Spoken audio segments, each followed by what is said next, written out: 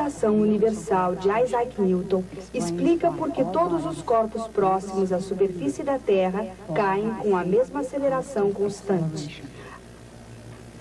A lei de Newton explica por que a maçã, mas não a lua, cai do céu.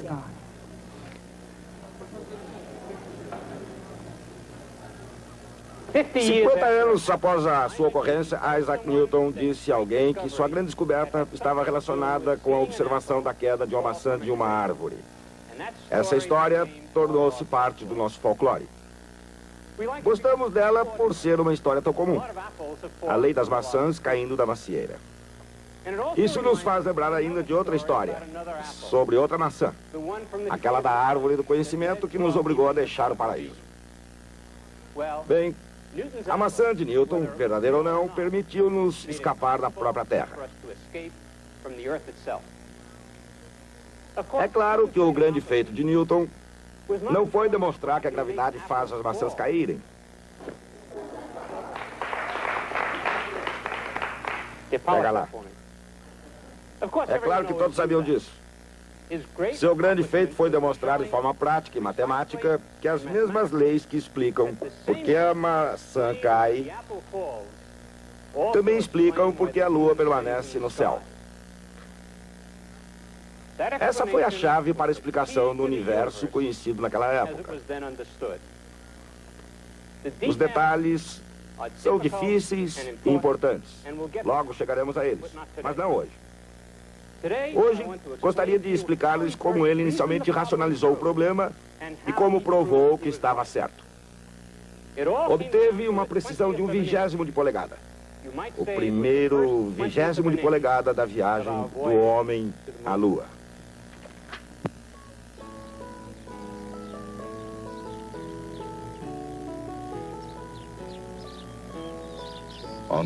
No caminho para a Lua, o jovem Isaac Newton talvez tenha trilhado esse caminho. 3 séculos depois, 3 pessoas fazem uma jornada que supera as viagens de Marco Polo, Magalhães, Colombo, Drake e talvez de todo e qualquer explorador terrestre, desde o primeiro passo para o desconhecido. Esses homens partem para a Lua.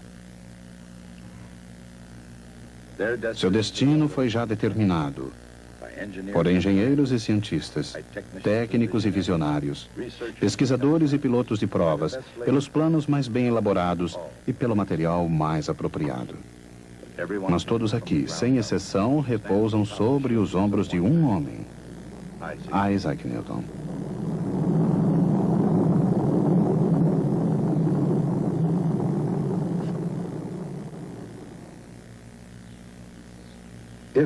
Se é verdade que uma maçã influiu na obtenção da lei da gravidade de Newton, isso deve ter acontecido em Lincolnshire. Naturalmente, a história é escrita com base em muitas suposições. Por exemplo, se Newton não tivesse retornado à fazenda da família em Woolsthorpe Manor, talvez não tivesse descoberto coisa alguma. Isto é, nada além da terrível peste negra de Londres. Em 1665 e 1666, o número diário de vítimas era tão grande que mal podia ser contado. A peste era horrível demais para ser imaginada. As infecções eram epidêmicas, virulentas e totalmente fora do controle humano. Uma doença transmitida dos ratos às pulgas e das pulgas a todos os setores da vida britânica. A peste era capaz de matar 9 entre cada 10 seres humanos. Cambridge, uma comunidade universitária a 80 quilômetros de Londres, não foi poupada da temível doença. A chamada Morte Negra poderia ter levado Isaac Newton. Mas em 1665 ele partiu para as montanhas de Lincolnshire. E nesse cenário bucólico, Isaac Newton solucionou alguns dos grandes mistérios do universo. Para observar o mundo como ele realmente é, Newton teve que adotar uma abordagem revolucionária. Para alcançar uma nova compreensão do universo, era preciso uma visão mais profunda e mais ampla do mundo do que a oferecida pelas familiares paisagens inglesas. Para alguém de 22 anos, ainda não formado, para um jovem que jamais havia ido além de Cambridge, o universo era um imenso desafio.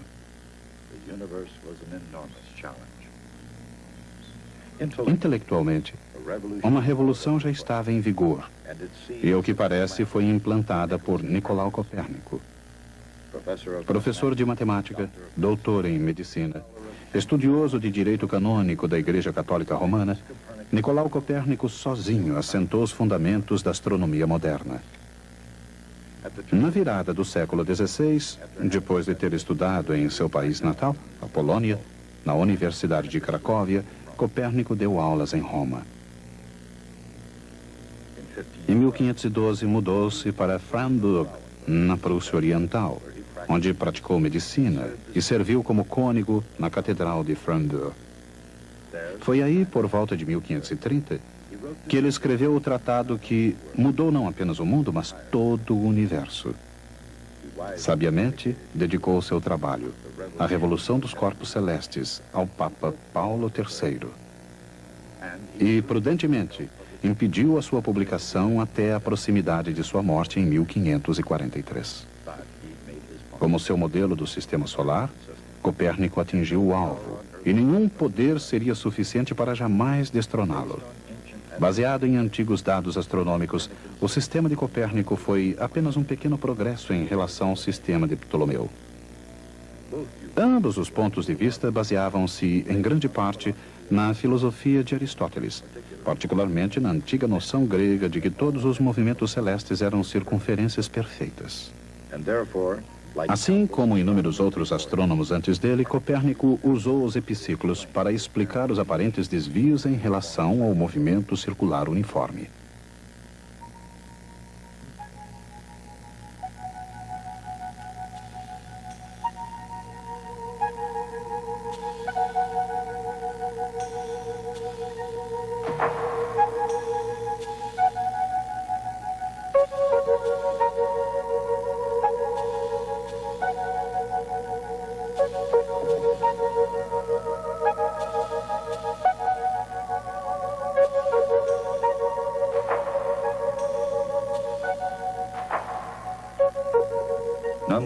No entanto, Copérnico colocou o Sol no centro do sistema solar e pôs todos os outros planetas, incluindo a Terra, girando em volta dele.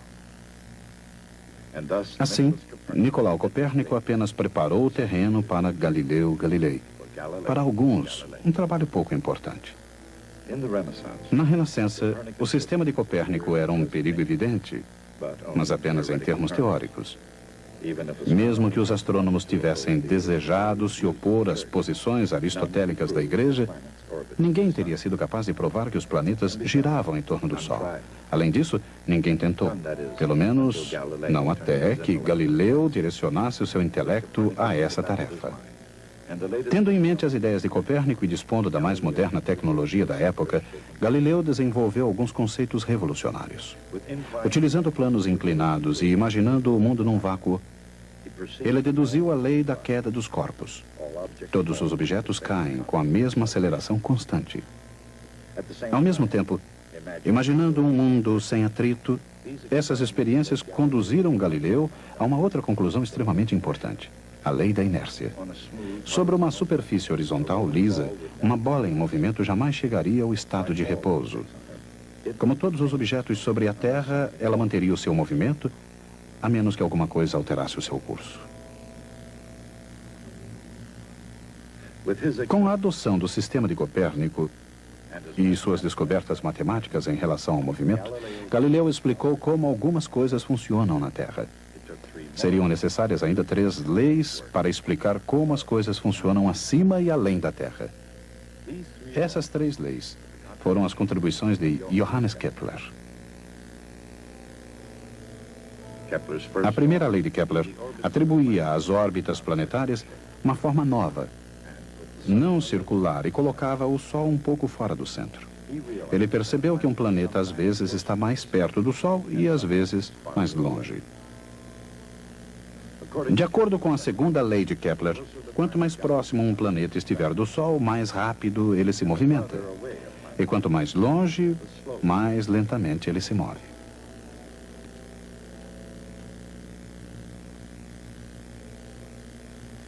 Sua terceira lei dizia que quanto maior a órbita de um planeta, mais tempo ele demora para percorrê-la.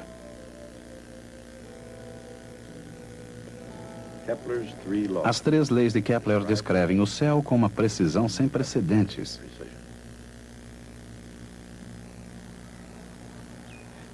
Num campo já resolvido por Copérnico, Galileu e Kepler, Newton começou a desenterrar segredos, ainda escondidos, do universo. Segredos não só do céu, mas inclusive do seu próprio planeta.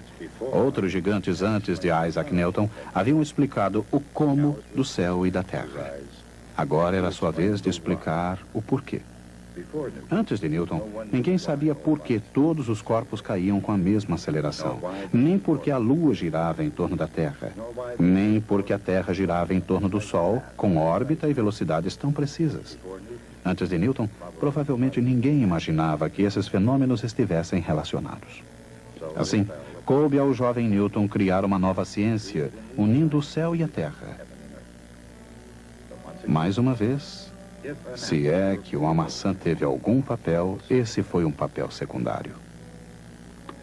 O feito de Newton não foi um lance de inspiração, ocorrido num pomar e graças ao acaso.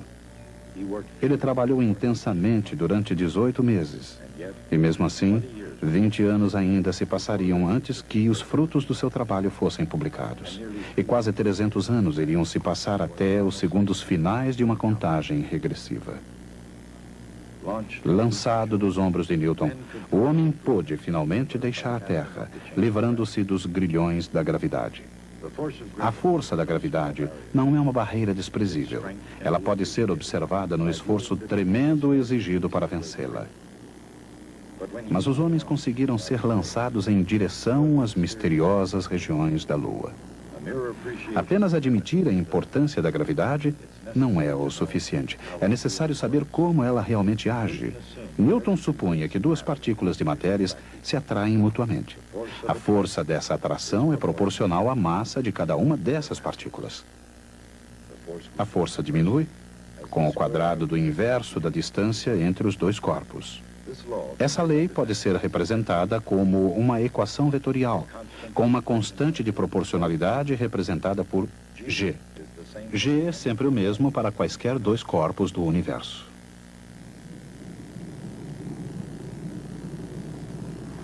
I told Michael you guys are up there, and he said, "Who's driving?" That's a good question. I think Isaac Newton's doing most of the driving right now. Como a força de gravidade da Lua é menor do que a da Terra, na Lua tudo pesa menos do que pesaria aqui. As coisas caem mais lentamente. Quase não há atmosfera na Lua. E todos os corpos, até mesmo um martelo e uma pena, caem com a mesma aceleração. Por quê? Lei de Newton. Ela diz que existe uma força entre quaisquer 2 corpos materiais em qualquer lugar do universo. Portanto, toda partícula material do astronauta é atraída por toda partícula material da Lua. Qual o efeito global dessas forças agindo juntas? Cada corpo atrai o outro, como se toda a sua massa estivesse concentrada no seu centro de massa.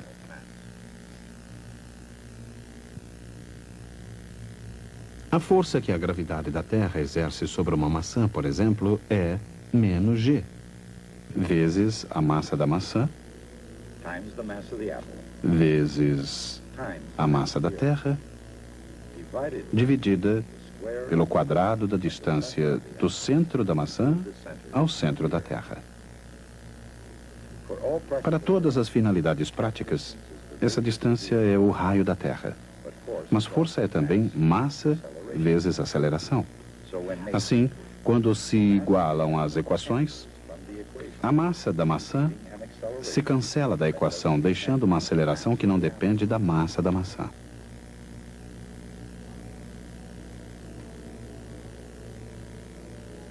A gravidade tem o mesmo efeito sobre qualquer objeto próximo à superfície da Terra. Meio século antes de Newton, Galileu descobriu que todos os corpos caem com a mesma aceleração constante. Com sua lei de gravidade, Isaac Newton explicou esse estranho fenômeno. A aceleração de qualquer corpo em queda sobre a Terra é g. Ela é igual à constante de gravitação universal, g, vezes a massa da Terra, dividida pelo quadrado do raio da Terra. Essa combinação produz uma aceleração de 32 pés, pouco mais de 10 metros por segundo.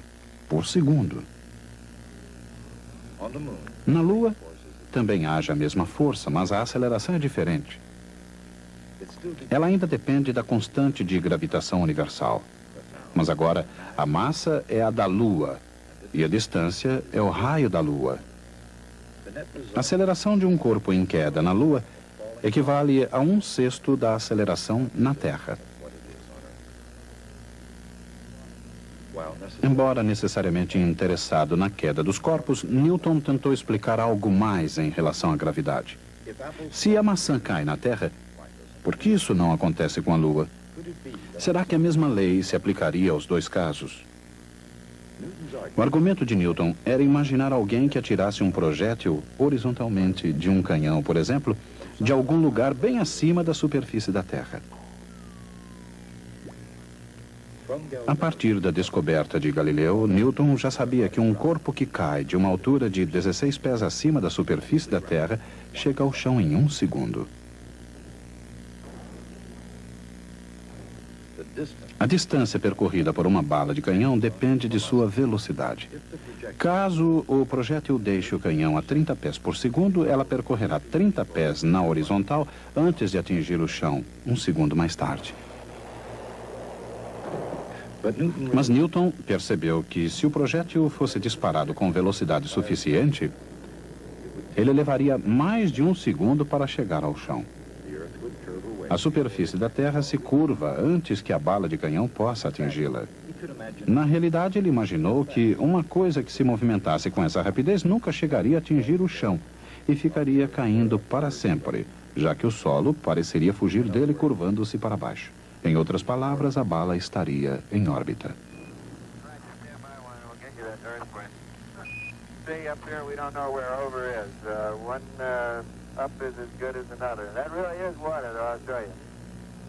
Zero G, ou ausência de peso, não é na verdade ausência de gravidade. Os astronautas na órbita da Lua estão sustentados pela gravidade, exatamente como a gravidade mantém a Lua em órbita da Terra ou atrai maçãs para o chão. Os objetos flutuando na cabine estão em queda livre, assim como a própria espaçonave. Juntos, eles caem em sua órbita em torno da Lua, assim como a bala de canhão de Newton em sua órbita em torno da Terra. Isaac Newton sabia que a Lua, assim como a bala de canhão, continua caindo e caindo para sempre, jamais atingindo a Terra. A Lua cai em direção à Terra, com uma aceleração de g vezes a massa da Terra. Isso dividido pelo quadrado de sua distância até o centro da Terra.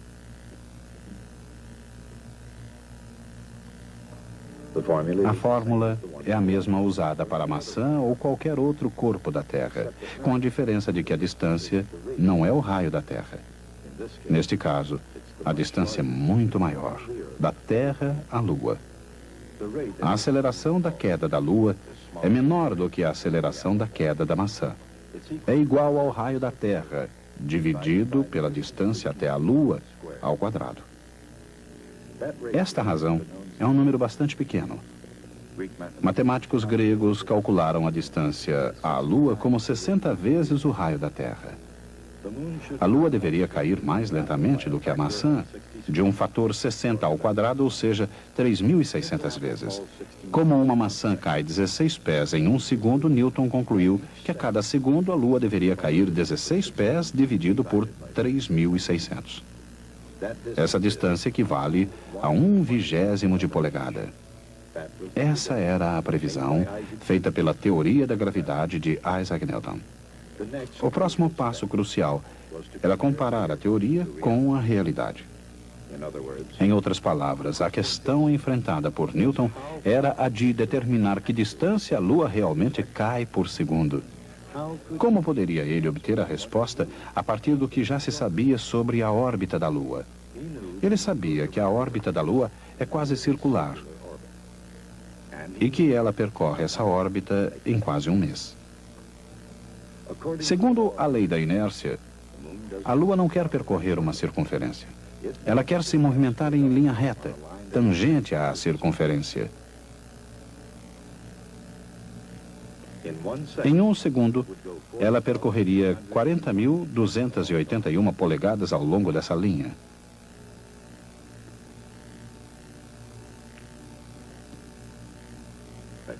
Seguindo a circunferência, a Lua está, na verdade, caindo. Vamos dizer que ela está se afastando da linha reta em direção ao centro da Terra. Essa é a distância que a Lua cai em um segundo. Segundo o teorema de Pitágoras, Rm² mais D² é igual à soma de Rm e Sm². Assim, D² é igual a 2RmSm mais Sm², uma quantidade tão pequena que podemos ignorar. Considerando o tamanho de Rm e D, Sm é 1/20 de polegada. Que enorme importância para o mundo passaria a representar esse 20º de polegada. A ideia de que os corpos poderiam cair eternamente sob a influência da gravidade foi comprovada por uma notável concordância entre teoria e observação. A prova, aquele 20º de polegada, explicaria na prática e na teoria os mistérios da queda dos corpos de Galileu e os movimentos celestes de Johannes Kepler. Mas, por mais maravilhoso que fosse esse segredo, outros 20 anos se passariam antes que Newton decidisse compartilhá-lo com o mundo. De qualquer maneira, naquele momento e com esse resultado, esse 20º de polegada, Newton sabia que tinha em mãos o segredo do universo mecânico. Ele dera o primeiro passo no caminho que nos levaria ao espaço e à Lua. I told Michael you guys are up there, and he said, who's driving? That's a good question. I think Isaac Newton's doing most of the driving right now. Come in. De acordo com a lei da gravitação universal de Newton, a força gravitacional entre dois objetos quaisquer é proporcional ao produto de suas massas e inversamente proporcional ao quadrado da distância entre eles. A lei de Newton explica por que todos os corpos caem com a mesma aceleração próximos da superfície da Terra. Juntamente com a lei da inércia, ela explica a órbita da Lua e os movimentos de todos os corpos celestes.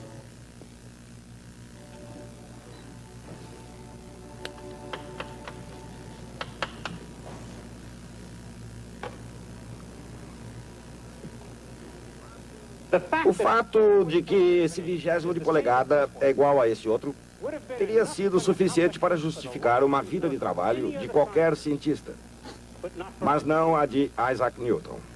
A lista de suas descobertas matemáticas e científicas nos deixa absolutamente sem fôlego. Por outro lado, nem tudo que ele fez nos parece respeitável. Ele praticou a alquimia, a cronologia bíblica e várias outras atividades arcanas que lhe pareceram tão legítimas quanto a física que admiramos. Em 1696, ele enlouqueceu. Uns acham que isso foi provocado por envenenamento com mercúrio, uma consequência talvez de suas experiências de alquimia. Alguns indícios disso foram revelados pela análise química do seu cabelo. Outros acham que isso é perder-se em minúcias, pois no caso de Newton não havia muita diferença entre loucura e sanidade. De qualquer forma, em 1703 tornou-se presidente da Royal Society, um cargo que ocupou durante os últimos 24 anos de sua vida. Comparados a seus feitos, no entanto, os detalhes de sua vida não vêm ao caso. Ele nos ofereceu não apenas descobertas científicas, mas uma visão coerente de como o universo funciona e por que funciona dessa maneira. Essa visão tem dominado todo o pensamento ocidental desde a época de Newton até nossa própria época. É claro que ele era um ser humano com defeitos, talvez além do normal, mas foi também gigante, quase sem paralelo na história.